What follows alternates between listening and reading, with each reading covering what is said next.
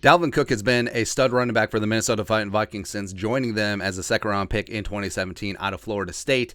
But the future of number 444 is going to be up in the air this offseason.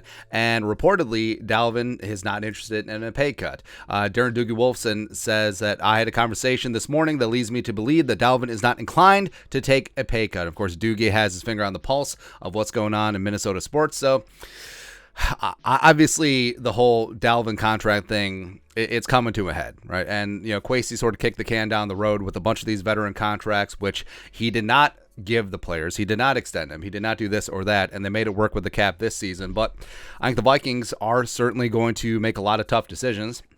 And maybe even not so tough decisions, where Dalvin is going to be 28 in August. He's due a $10.4 million base salary, which he's not going to get. He's slated to be the third highest paid running back in the league, as well as the sixth highest cap hit. So the Vikings can free up around $8 million in space by moving on from Dalvin, either in a cut or a trade. More on the trade in a bit, because I don't think a trade is even going to happen remotely close.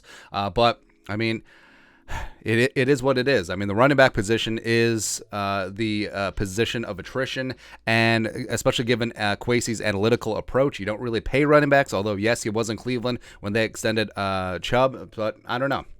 I don't know. Like, even if Dalvin was open to a pay cut, I don't know if Kwesi would bring back a soon-to-be 28-year-old running back who is coming off one of his worst statistical seasons. Even though, yes, he had his fourth straight 1,000-yard season. He was voted as a Pro Bowl alternate, all that stuff, but he had a career-low 4.4 yards per carry. Yes, he did make some awesome plays this season, the 81-yarder against the Bills. Also had a long touchdown run against the Dolphins. Of course, that screen pass against the Colts. So, I mean, he still does have talent, but the question is the juice worth the squeeze? And even though, yes, knock on all the wood, Dalvin was great this year and stayed healthy and played in every single game, he's a guy who has had health issues throughout his career. Also, he's got another year older, and I just don't know.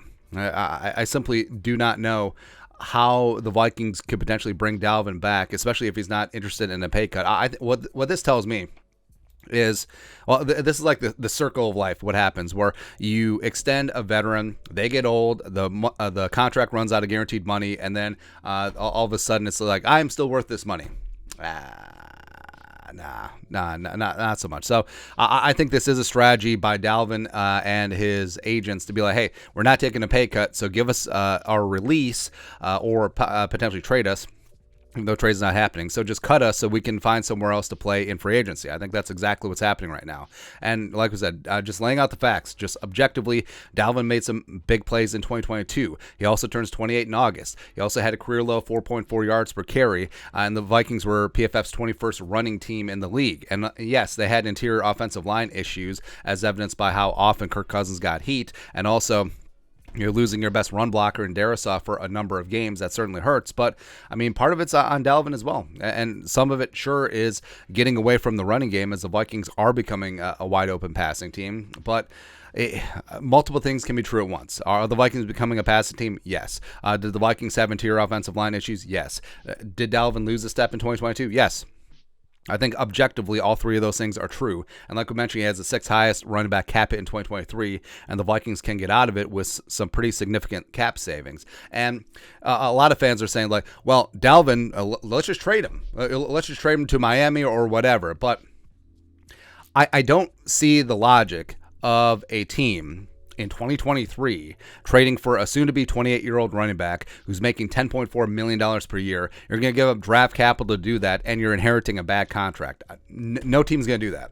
No, especially since the Vikings, it's almost a zero goose egg D'Angelo Russell chance that the Vikings bring Dalvin back at full freight, and if Dalvin's not interested in a pay cut, they're just going to cut him, right? So teams that are interested in Dalvin, they're just going to wait things out. And if you're the Dolphins, like, yes, we do need a running back, but we're not giving up a draft pick to secure Dalvin's services and his contract. We'll just sign him in free agency for half that money because he's inclined to join Miami anyway, because hometown, no state income tax, as well as a contending team. Plus, they run a lot of outside zone, so he's going to be right at home there. So it makes sense that they're just waiting. And you can't have it both ways.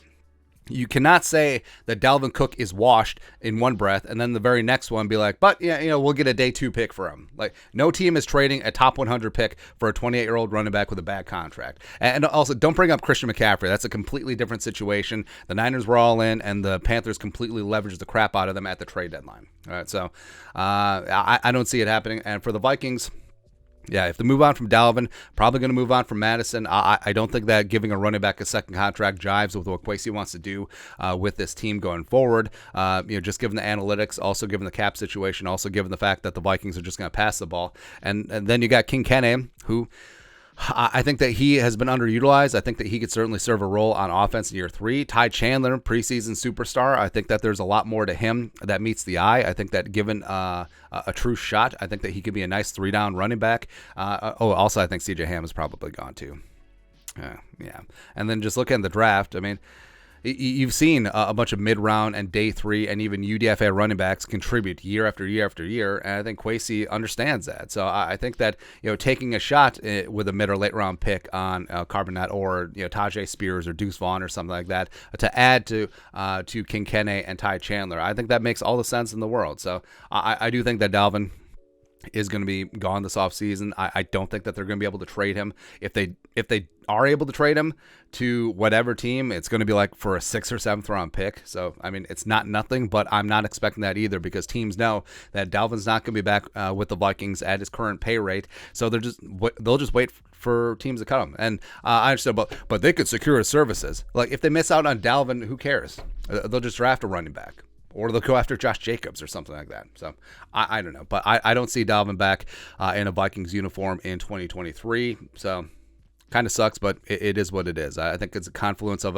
a bad contract as well as Dalvin probably losing a step and the Vikings getting away from the running game and becoming a more wide-open passing attack. But your thoughts are thoughts. Dalvin reportedly not interested in a pay cut. Let us know your thoughts and our thoughts in the comment section below. Subscribe for daily Vikings takes. Want to support the work? Put a little something in the Venmo. But till next time, Skol, production value.